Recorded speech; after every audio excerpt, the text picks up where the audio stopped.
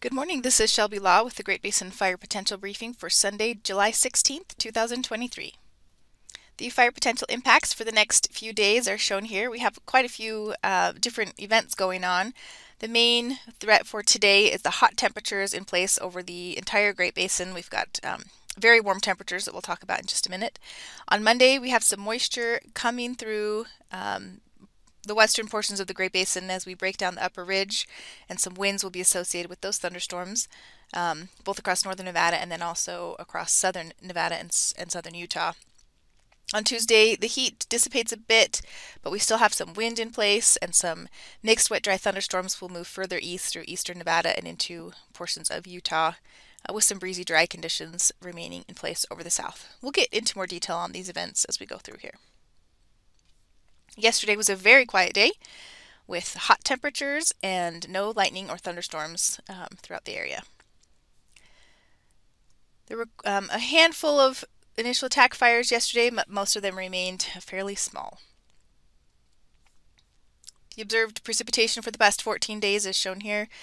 Still a general dry trend over the past couple of weeks across really the entire area, except here over northern Utah and northern Nevada, although it's been quite a few days since they've had any precip. ERC trends are shown here for southwest Idaho. Those values are above normal for the time of year and approaching the historical maximums. We're still a little ways off from those, but definitely on an upward trend here. And then over as far as southeast Utah, we can see those values are also quite a bit above normal for the time of year, as the monsoons typically have moved in by now. And those values are close to the historical records as well.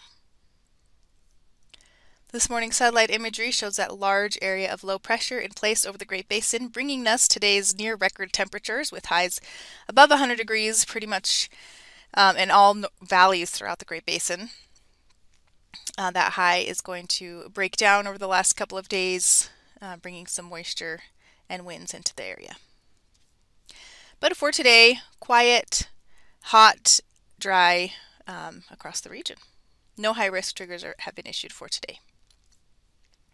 So taking a closer look at the temperatures, Boise might hit 105 today, Reno 107, Salt Lake 104, Vegas 115. So it's a scorcher out there, and very low relative humidities as well.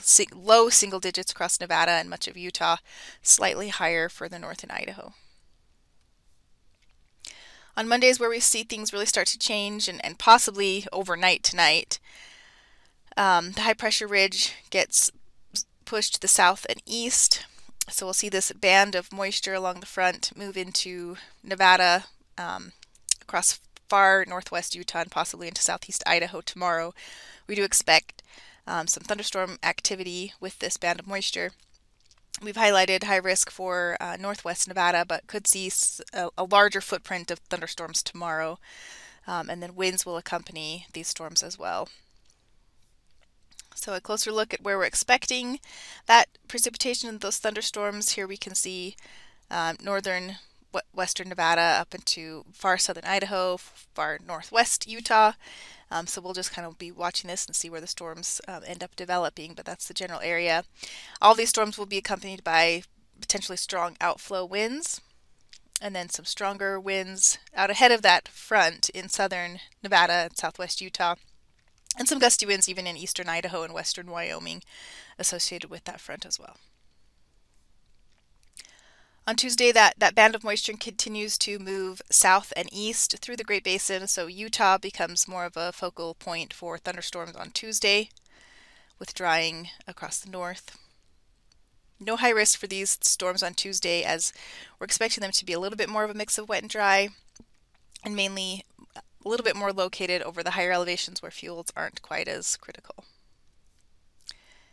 So for Tuesday, the area of thunderstorm development will concentrate again over the higher elevations of Utah, and then possibly over the lower elevations of southwest Utah and far eastern Nevada.